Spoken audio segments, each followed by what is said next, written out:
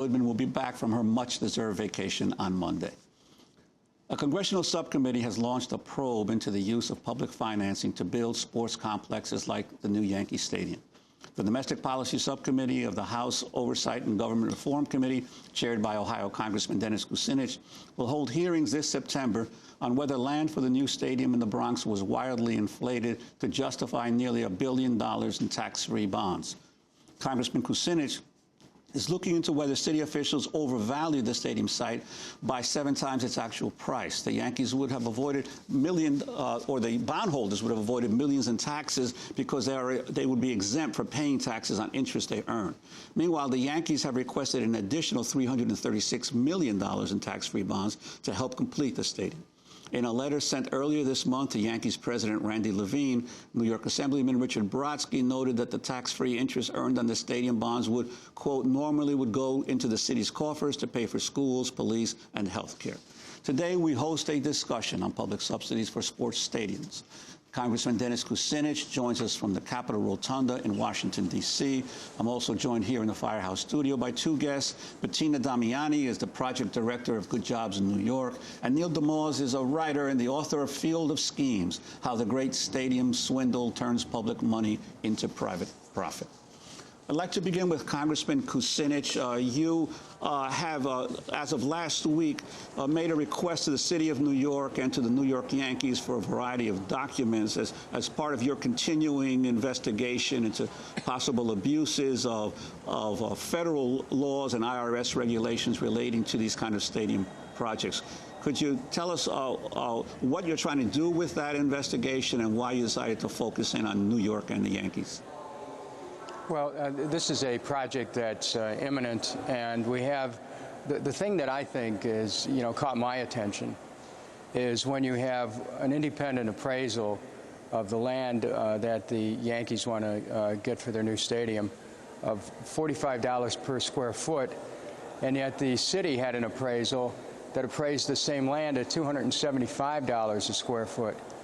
Now, what our committee's trying to find out is, does the city's assessment represent a deliberate inflation of the value of the land so that there would be a greater number of tax-free bonds issued, thereby raising questions of, an inappropriate increased diversion of federal tax monies for this kind of private project.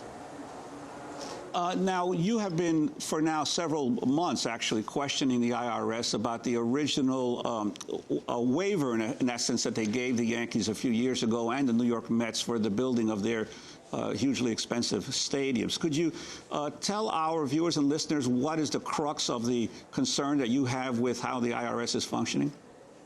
Well, in 1986, there was a change in the tax law which made it very clear that stadiums could not be using these tax-exempt bonds to construct these professional sports stadiums. The IRS had a ruling in a private letter that essentially gave the sports teams the ability to make payments in lieu of taxes, which was kind of a loophole that enabled them to get to the point of being able to participate in these tax-free financing schemes. And so I've had a hearing where we talked to the IRS, asked them for an explanation, and from what I understand, as a result of our hearing, they're reviewing their policies to see whether or not the 1986 Tax Reform Act has actually been compromised by the decision that they made. I think that it's important to understand that we're not alleging at this point that there's been any kind of criminal activity. We're simply reviewing all the information that's been presented to us so that we can determine, first of all, the discrepancies in the appraisals, secondly, the public policy issue of using tax-exempt bonds for these stadiums, and third, if there is an inflated value of this project, the implication that it has for security laws with respect to the issuance of the tremendous amount of bond financing. I'd like to ask Bettina Damiani from Good Jobs New York, this whole issue of this thing called pilots or payments in lieu of taxes for use of repaying these tax-exempt bonds is a very complicated issue that the general public doesn't understand. Your organization has been in the forefront of questioning these kinds of development deals by New York, but also by extension by many municipalities around the country. Could you break down how these pilots work generally? Certainly. And it's not just the average New Yorker. As we learned through the Yankee Stadium project, most New York City and New York State elected officials don't quite understand the issue of pilots, which is part of the crux of this issue. Essentially, pilots are payments in lieu of taxes. Instead of paying taxes, the Yankees are paying back their tax-free bonds. So there's money that should be going into, as Assemblymember Brodsky mentioned, the pot of money that would help pay for roads and schools and other services that New York City needs. Instead, it's being completely diverted. And this, unfortunately, is a policy that is not done just with the Yankees, but with a variety of other very large financial firms that have managed to make a special deal with New York City. And in this particular case, it was actually in the interest of the New York Yankees to have a very high assessment of their land, because that would allow them to be able to float more bonds and pay more pilots, which is their main goal here, is to raise as much money as possible to build their stadium, right? Exactly. And that's the irony, and it's one of the things that you mentioned in your article yesterday, is that in the South Bronx, the city was trying desperately to inflate the value of property, but not to benefit the larger community or the people that live in the neighborhood, but really for the sole benefit of the New York Yankees. And Neil DeMose, you've been writing now for quite a while about these stadium boondoggles. Virtually every major city in America is building a new arena or a new stadium of one kind, and most of them are using some degree or other of public financing. Could you give us a sense of the overall national picture? Sure. I mean, I think it's absolutely correct that every major and minor city is either building a stadium or arena or being asked to estimate somewhere around $2 billion a year of public money going into these buildings, a very, very small percentage of which comes back in terms of, tax benefits or actually benefits to the cities. When the Yankees and the Mets first announced their deals, Mayor Bloomberg said, "Oh, we don't make subsidies, we make investments, and we get our money back." At the time, it was announced, well, the Yankees and Mets are going to be paying for, all the construction costs of the stadium. As you look at it and break down where they're getting tax breaks and where they're getting, sort of hidden subsidies, the taxpayers wind up paying most of the costs. And Congressman Kucinich, you originally had scheduled your hearing for this week, but then decided to postpone it until September. Have you been in conversations with the city of New York and with the Yankees about them also testifying at your hearing, or and what documents specific are you trying to get from them now? Well, I could say that my subcommittee staff, and again, I'm the chair of the Domestic Policy Subcommittee, which has jurisdiction over this matter, and our subcommittee staff is in contact with officials of both the City of New York and the New York Yankees to discuss their potential appearance in front of our congressional subcommittee.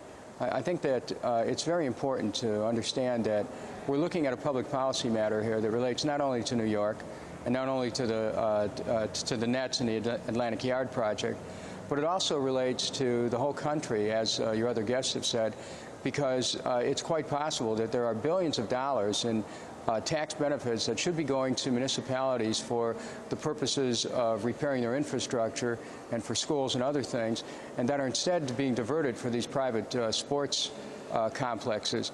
And the question is, one of public policy, one of the IRS, and in the case of the New York Yankees, questions of securities law, because of the various amounts of the appraisal, $45 a square foot versus $275 a square foot, which have a bearing on the overall cost of the project. And if the cost of the project's inflated, that's going to be of interest to the SEC as well as the IRS. And in terms of the, you're not at this point contemplating subpoenaing any records. You're figuring that they will provide you the documents and the information that you requested to avoid that potential. Well, we generally assume that we'll get cooperation. I mean, certainly as an investigative subcommittee, if we need to enforce our request with a subpoena, we have the ability to apply for that. But we're not at that point yet. And, we're hopeful for cooperation on the part of all the parties involved. And I think that, again, this is a matter of serious public policy. When you have New York City, a great American city, which has all these capital infrastructure needs, and when payments get diverted, essentially our payments are not going into areas where the city expects the tax revenues will be coming from, and instead they're diverted in these payments in lieu of taxes. There's serious matters that need to be discussed, and so that's why the work that Mr. Brodsky is doing, the other guests are involved in, is very significant. We're going to continue with our work as on the Domestic Policy Subcommittee, and we'll be sure to keep you posted. Okay, we're talking with Congressman Dennis Kucinich in Washington, and here also Bettina Damiani of Good Jobs New York and Neil DeMoss, the author of Field of Schemes. We're going to return in a minute and to continue the conversation. And before Congressman Kucinich leaves, we also want to ask him about the hearings in Congress, the potential impeachment hearings. We'll be back in a minute.